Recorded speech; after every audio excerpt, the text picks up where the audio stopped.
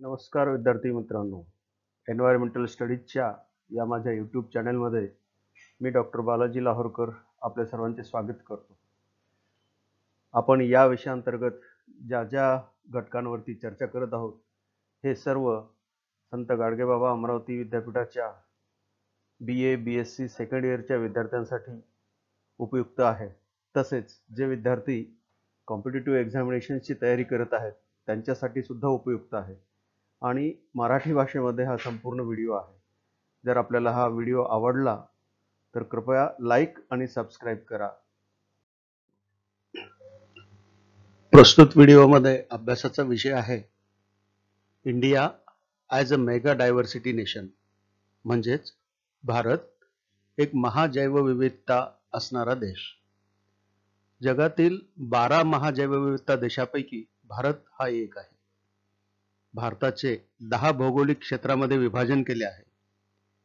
विविध भौतिक वैशिष्ट्ये आणि हवामान परिस्थितीमुळे भारतात जंगले, गवताळ प्रदेश, आर्द्रभूमी, किनारपट्टी व सागरी पर्यावरण आणि वाळवंटी परिसंस्था यासारख्या पर्यावरणीय वसाहती तयार झाल्या आहेत, ज्या मोठ्या प्रमाणात जैवविविधतेचे पालन पोषण करतात आणि टिकवतात. भौगोलिक दृष्ट्या भारत आफ्रोट्रॉपिकल, इंडो मलयान आणि पॅलिओ आर्क्टिक क्षेत्र या 3 क्षेत्राच्या त्रिकोणीय जोडावर वसलेला आहे आणि म्हणूनच त्या प्रत्येकाचे वैशिष्ट्यपूर्ण घटक भारतीय जैवविविधतेत आहेत. 3 वेगळ्या क्षेत्रांचे हे एकत्रीकरण भारताला जैवविविधतेमध्ये समृद्ध आणि वैशिष्ट्यपूर्ण बनवते. भारत देश हा वनस्पती आणि पाळीव प्राण्यांच्या प्रजातीच्या उत्पत्तीच्या 12 प्राथमिक केंद्रांपैकी एक आहे. भारतात हिमालयाच्या सानिध्यात असलेल्या सूचीपर्णी वृक्षांची जंगले, तसेच नेपाळच्या सीमेजवळील तराईचे प्रदेश आणि ईशान्येकडील ब्रह्मदेशापर्यंत पसरलेली निबिड अरण्ये, थारसारखा वाळवंटी प्रदेश, सागराजवळील खारफुटीची राने आणि अंदमान निकोबार लक्षद्वीप सारखी द्वीपकल्पे यासारख्या बहुविध परिसंस्थांमुळे विपुल जैवसंपदा आढळून येते. पश्चिम घाट किंवा सह्याद्रीच्या डोंगररांगा या संपन्न जैवविविधतापैकीच एक आहे.